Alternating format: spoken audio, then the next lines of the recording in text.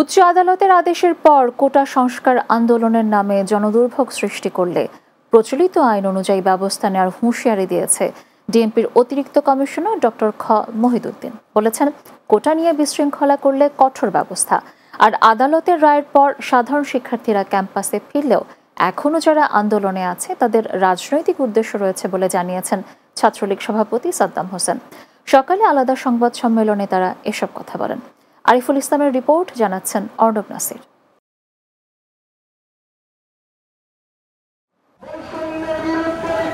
কোটা বিরোধীদের কয়েকদিনের টানা আন্দোলনে স্থবির হয়ে পড়েছে রাজধানী ঢাকা সহ সারা দেশ। গুরুত্বপূর্ণ রাস্তাগুলোতে অবস্থান নেয় জনজীবনে ভোগান্তি পৌঁছেছে চরম পর্যায়ে। এদিকে মুক্তিযোদ্ধা কোটা বাতিল করে হাইকোর্টের দেয়া রায় স্থিতাবস্থা দিয়েছে আপিল বিভাগ। বুধবার প্রধান বিচারপতি ওবায়দুল হাসানের নেতৃত্বে আপিল বিভাগের পূর্ণাঙ্গ বেঞ্চ সিদ্ধান্ত জানায়, আদালতের রায়ের পর আন্দোলনের যৌক্তিকতা নেই বলে জানিয়েছে আইনশৃঙ্খলা বাহিনী। এবার রাস্তা বন্ধ করলে ব্যবস্থা নেওয়া হবে বলে জানান তারা। সর্বোচ্চ আদালত থেকে যে নির্দেশনা এসেছে সেটি তাদের পক্ষে আছে।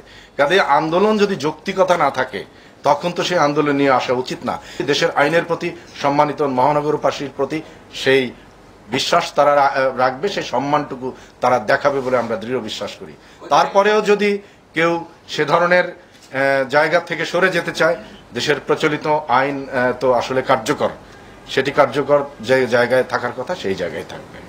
এদিকে চলমান কোটা আন্দোলন নিয়ে সকালে ঢাকা বিশ্ববিদ্যালয়ের মধুর ক্যান্টিনে আয়োজিত সংবাদ সম্মেলনে কথা বলেন কেন্দ্রীয় ছাত্রলীগ সভাপতি। তিনি জানান, আদালতের রায়ের পর সাধারণ শিক্ষার্থীরা সরে এলেও একটি মহল উদ্দেশ্য প্রণোদিত আন্দোলন করছে।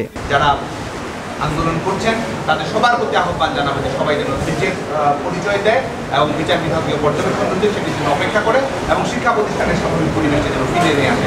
ব্লকের থেকে সরে এসে আমাদের শিক্ষা প্রতিষ্ঠানের অভ্যন্তরীণ শান্তিপূর্ণ গণতান্ত্রিক ন্যায়সঙ্গত উপায়ে শিক্ষার্থীদের মেসেজগুলো পৌঁছে দেওয়ার জন্য চেষ্টা করতে। জনদুর্ভোগ সৃষ্টি হয় এমন কর্মসূচি থেকে ফিরে আসতে আন্দোলনরত শিক্ষার্থীদের প্রতি আহ্বান জানান তিনি।